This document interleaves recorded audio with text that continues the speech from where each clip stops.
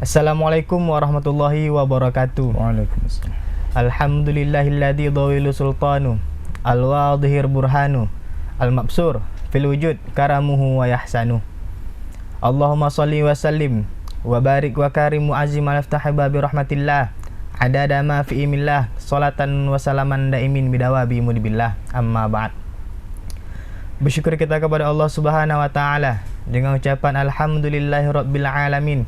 Bersalawat kita kepada Rasulullah sallallahu alaihi wasallam dengan ucapan Allahumma salli ala sayyidina wa nabiyyina wa habibina wa syafi'ina wa dukhrina wa maulana Muhammad sallallahu alaihi wasallam. Baik Bapak Ibu, teman-teman sekalian, apa kabarnya? Baik ya, alhamdulillah. Senang sekali berjumpa lagi dengan saya Syahri Ramadan dalam program Muhasabah Subuh. Baik Bapak Ibu, teman-teman sekalian, pada hari ini kita akan membahas tentang kewajiban manusia atas menuntut ilmu yang akan disampaikan oleh rekan saya sendiri, Muhammad Rudi Syaputra. Kepada Rudi Syaputra kami silahkan. Hasbi Rabbi Jalallah ma fi qalbi ghairullah Nur Muhammad sallallahu la ilaha illallah Hasbi Rabbi Jalallah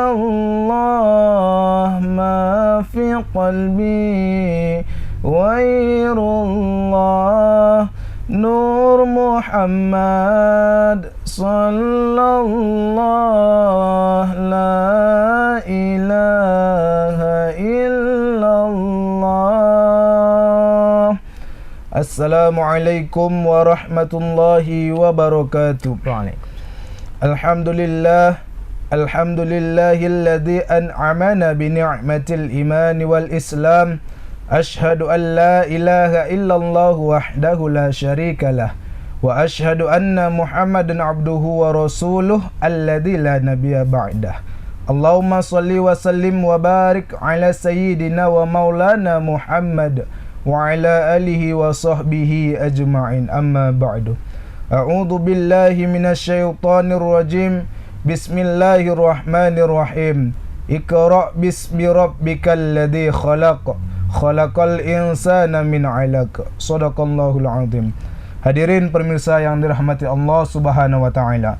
Pada hari ini kita mengangkat tema tentang kewajiban manusia untuk menuntut ilmu. Apa pentingnya ilmu bagi manusia? Ilmu adalah sebuah pedoman atau sebuah dasaran landasan yang harus dimiliki oleh manusia, baik itu untuk melaksanakan kegiatan aktivitas rohani maupun aktivitas-aktivitas sosial lainnya. Alhamdulillah, puji syukur atas nikmat Allah yang berikan kepada kita, sehingga Allah masih memberikan kita waktu, memberikan kita masa untuk dapat terus menuntut ilmu dan mencari ilmu. Karena kenapa? Menuntut ilmu adalah kewajiban yang harus kita laksanakan. Itu jatuhnya ke fardhu ain, kewajiban yang jatuh kepada diri kita sendiri. Apabila kita tidak menuntut ilmu, maka yang menanggung resiko atau konsekuensi dari hal tersebut adalah kita sendiri lagi. Jadi, apa peran dan fungsi menuntut ilmu bagi agama Islam, bagi orang yang beragama? Orang yang beragama Islam wajib menuntut ilmu. Karena kenapa? Untuk menghilangkan sifat jahil atau sifat bodoh yang ada pada diri kita ini. Karena kenapa? Pada masa Rasulullah SAW hidup, pada masa itu masa zaman jahiliyah. Kenapa dikatakan zaman jahiliyah? Karena kenapa? Pada saat itu mereka sebenarnya tidak bodoh secara pemikiran.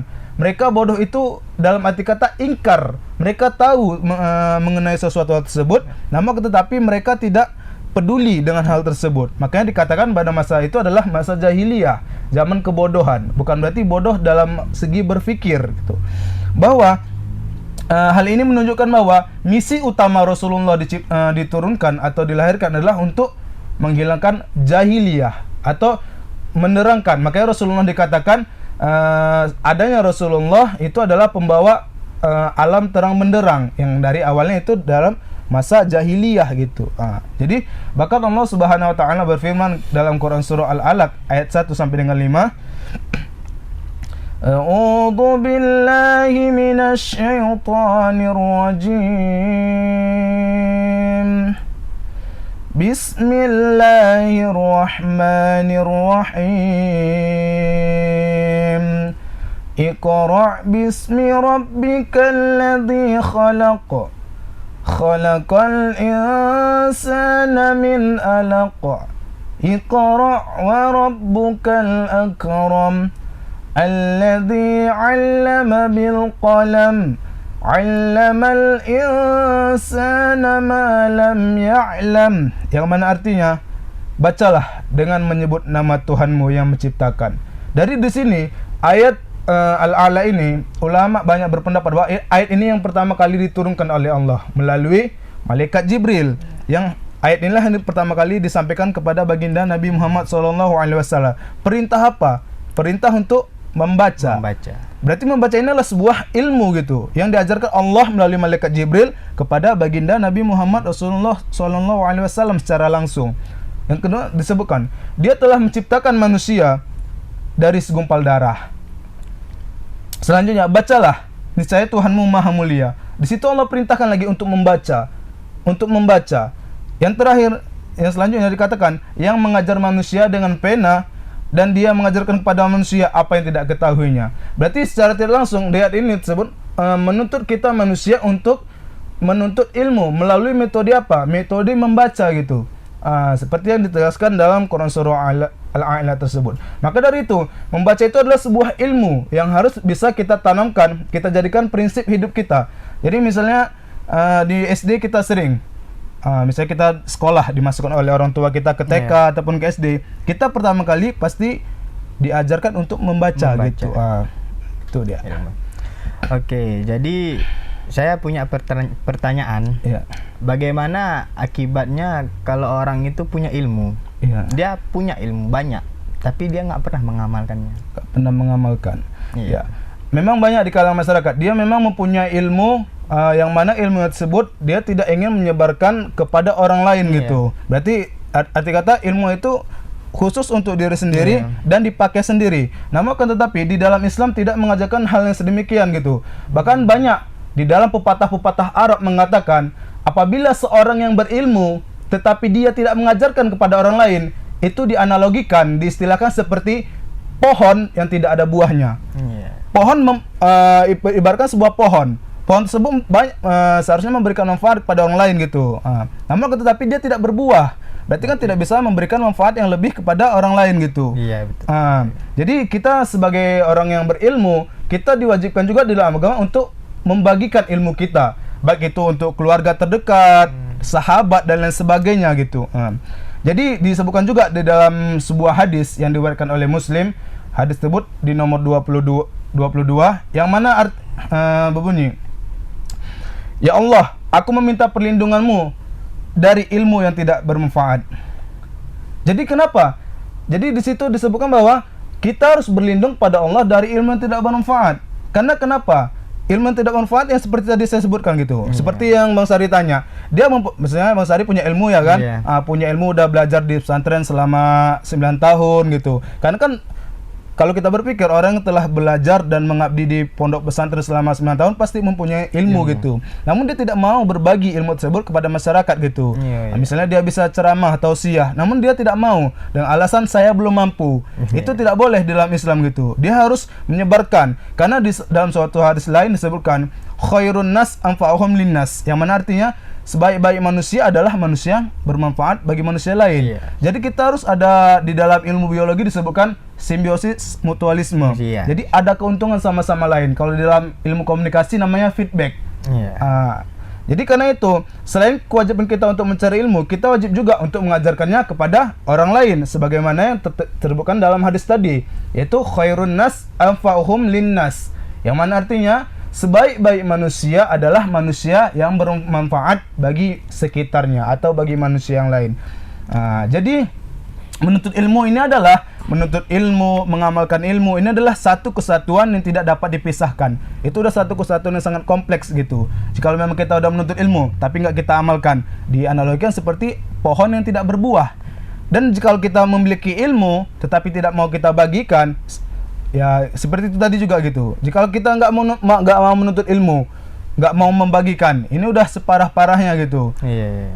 Jadi tuh bahkan menuntut ilmu ini di dalam Islam tidak sandarkan hanya kepada satu golongan, misalnya kaum laki-laki mereka harus menuntut ilmu, kaum perempuan. Ini di dalam Islam itu terdapat kesetaraan antara laki-laki dan perempuan. Karena kenapa disebutkan dalam hadis lain, thalabul ilmi faridatun ala kulli muslimin wal muslimat.